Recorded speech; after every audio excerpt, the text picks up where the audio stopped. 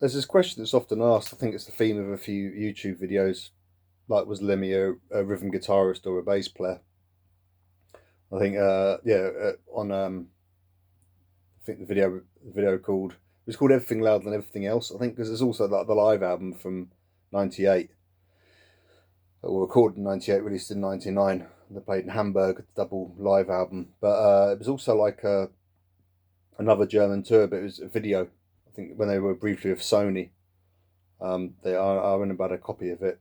It was suddenly available in England in about '97. But anyway, yeah, they're touring with Phil Animal Taylor and two guitarists. Follows them round for a few days, and uh, so, people.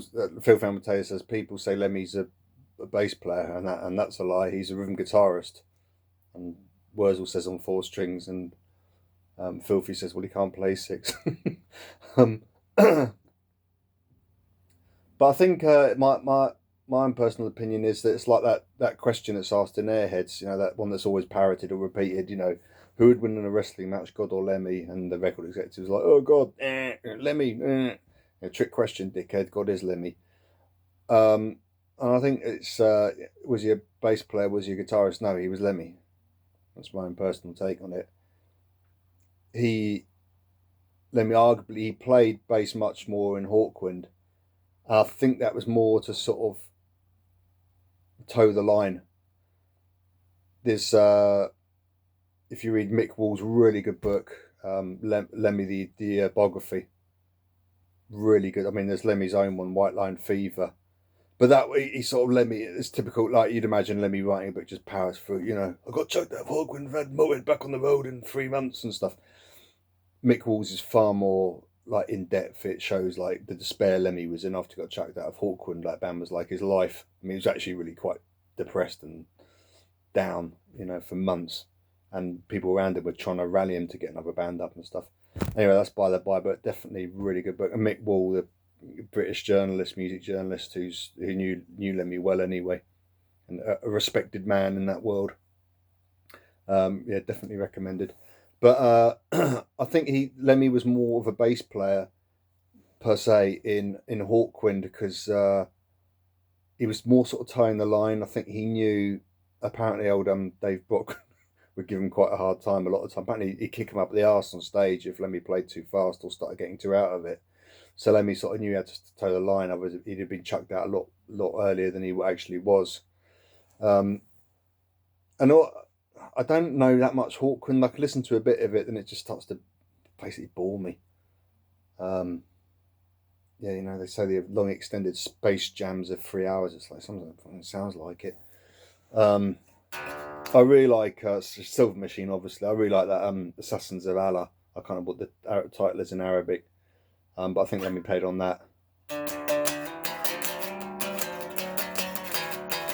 But all that sort of drone string stuff from Hawkwind. I mean, he said when Lemmy, I think he was selling pot with Dick Mick, who did that well, they call it a synthesizer, basically just Lemmy said some sort of machine that could go really high up. People have epileptic fit, or they go really low, and it would like make you have a really bad accident, if you know what I mean, because it was so low, it disturb you in the workings of your bowels. Sounds lovely. But he was selling puff with him or something, and Dick Mick said, the bass player of Hawkwind had left, or there'd been an argument, or he wouldn't play free gigs. That's it, because Hawkwind did all the free gigs. So Lemmy just picked up the bass, with having never touched it before, and so he came with basically no preconceived ideas. Lemmy, I mean, I think it.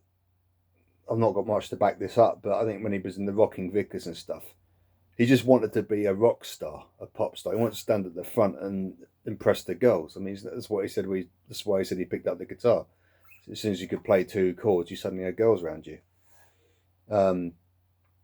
So I don't think he never even really took notice of the bass player. It's probably if the bass player did drugs or could buy him drinks or something, then he sort of liked them. But other than that, it was just some bloke. He probably just thought it's like just playing root notes beneath his guitar chords as he hit the guitar. As a guitarist, he'd be the first to admit that he was pretty average. And he always said he said a rhythm guitarist, he could hold the rhythm, and you can hear on Motörhead playing. I always think that one Raise your hand. Oh, it's on Overnight Sensation. Give me time so I can make it now. Listen to Your Heart. I think he plays rhythm guitar on that. That's sort of very sort of open chords and stuff. Lead guitar is a Rocking Vickers. I don't mind where you go. Well, they say it's all Rocking Vickers original. It's all right. It's basically a rewrite. They nicked it off the Who. The Kids Are All Right. I think now it's credited. I used to have a best of Lemmy. It was throughout his career, starting with the Rocking Vickers. And it's, excuse me, a bottle of beer. And it said like credited to Pete Townsend. But he does the solo on that, and it just sounds like the CD. Well, I don't on CD. It sounds like the CD skipping. Because Lemmy said he just turned up the fuzz really, really high, just moved his fingers very fast. And then he says in his book, White Line Fever, he had some gig he got for 2 weeks. I can't remember her name now, but it's a female artist who was kind of well known. And he got fired as soon as they realised that he can play lead guitar. Stuff like Boogie Man on the 1987 rock and roll album, Motörhead rock and roll album. He does a solo on that. It's just it's just repeated endlessly. This sort of Chuck Berry type riff. Little lick.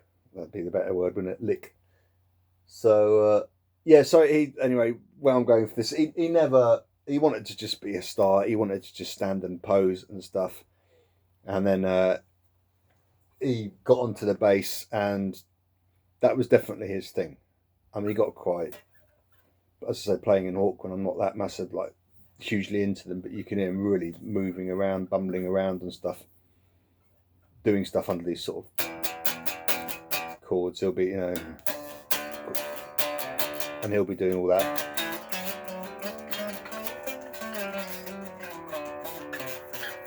Etc. But and of course he gets chucked out of Hawkwind, and I think that's really he is the personification of that great Rudyard Kipling poem. If start having to go back. Well, at first they were still signed up to United Artists, and they recorded the album, and then he had to get he kicked out Larry Wallace and Lucas Fox, and he got Fast Eddie and Philthy, etc. But he basically eventually he had to start right from the bottom again, and that's the If poem.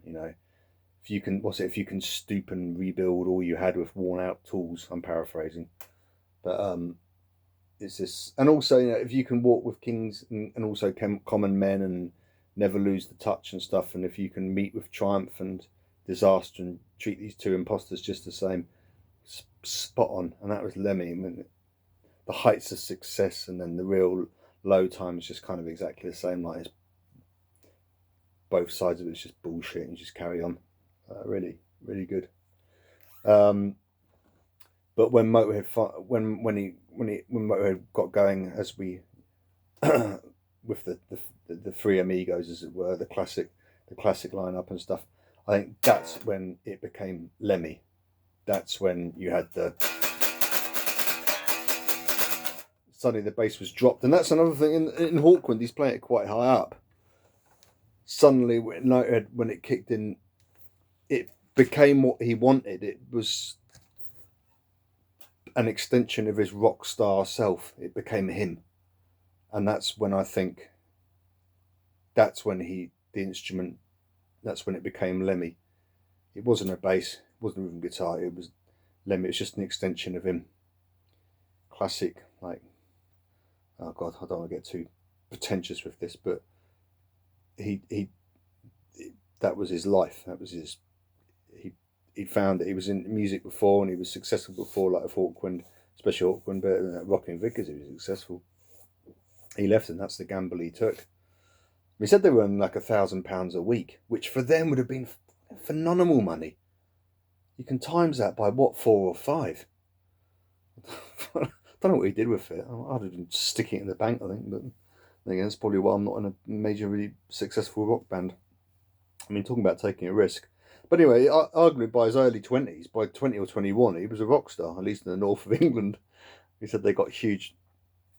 He said Rocking Vickers got huge crowds up north of England and couldn't get arrested down south. where I'm from. If they'd gone to London, it would have been no good. Well, I think they tried to crack London, and it was just a disaster. That's when they recorded Dandy by the Dandy. Anyway, so a bit of a ramshackle video this one, but I think that's when just fate, the stars, everything just aligned, and all the hard work, all the near misses, all the upsets, everything that he'd encountered. And that instrument became him. It was like an extension of him, and it wasn't the bass and it wasn't the guitar. I said all this already. It was Lemmy, and no one had ever played that before. What he did is copyable. He pioneered it, and no one had played like that before. It can be copied now. Some good Lemmy impersonators, or when you get the style. There's other bass players like a few. I don't want to go to because I'm not a massive bass man, but something like John Entwistle. People can cover what he's doing, but it's not all of him. John Entwistle said, "I don't want to be a copyable bass player," and I think he achieved that. I don't think it can be done. But but anyway, Lemmy pioneered that style, and that's when it became in, and it's Lemmy bass. Anyway, I'll stop there. Sorry, it was a big bottle of beer. Maybe that's one bit going around the house and stuff. But yeah, that's my take on, was Lemmy a guitarist or a bass player? He was neither. He was Lemmy.